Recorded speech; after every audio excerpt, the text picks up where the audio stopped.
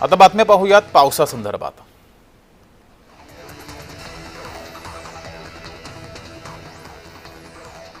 सोलापूर विजयपूर राष्ट्रीय महामार्गावर सर्वत्र पाणी झाले। सीना नदीनं रौद्ररूप धारण केल्यानं जिल्ह्यातील अनेक भागात महापूर आलाय। नदीकाठच्या गावांना सतर्कतेचा इशारा दिला गेला आहे।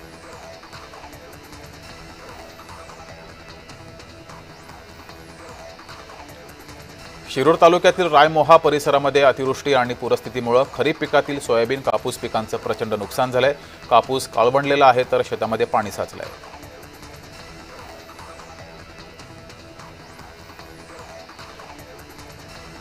मालेगाव तालुक्यामध्ये मुसळधार पावसामुळे भागामध्ये पंचनामे सुरू झाले। तहसीलदार, कृषी अधिकारी, महसूल अधिकारी यांची तालुकाभर पाहणी सुरू आहे। सरसकट पंचनामे करून तत्काळ मदत द्या अशी मागणी शेतकऱ्यांनी केली आहे।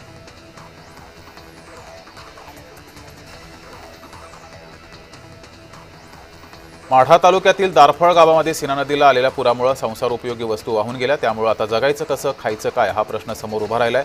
सगळा संसारच पुरात वाहून गेल्याचं महिलांनी सांगितलेलं आहे। महिलांना अश्रू अनावर झाले।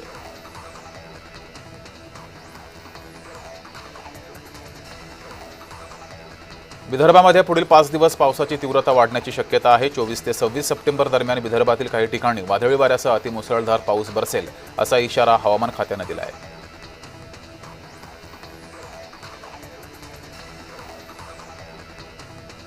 बुलढाण्यामध्ये पैनगंगा नदीमध्ये धरणाचं पाणी सोडल्यानं नदीकाठच्या शेतीचं नुकसान झालं। या नुकसानीची भरपाई मिळावी यासाठी शेतकऱ्यांनी शेतात साचलेल्या पाण्यात बसून आंदोलन केलं आहे।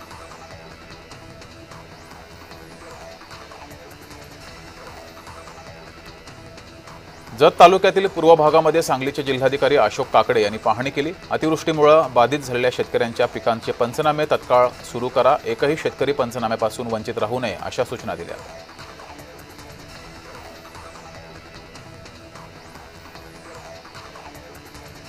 पावसाची शक्यता असल्यानं चंद्रपूर जिल्ह्यातील सर्व शाळांना सुट्टी जाहीर करण्यात आली आहे। तसंच ज्या शाळा सकाळी सुरू झाल्या असतील त्यांना सर्व विद्यार्थ्यांना सकाळी 11 वाजेपर्यंत सोडण्याचे आदेश जिल्हाधिकाऱ्यांनी दिले आहेत।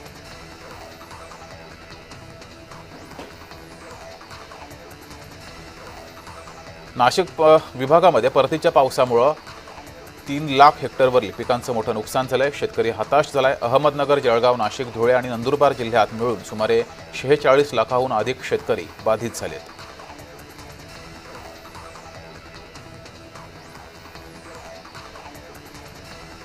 गेल्या काही दिवसांपासून उत्तर पुणे जिल्ह्यामध्ये सतत कोसळणाऱ्या पावसामुळे टोमॅटो बागांचं प्रचंड नुकसान झालंय। आधीच टोमॅटोला बाजारामध्ये कवडीमोल भाव मिळतोय, तर दुसरीकडे पावसामुळे टोमॅटोच्या शेतात लाल चिखल झालाय।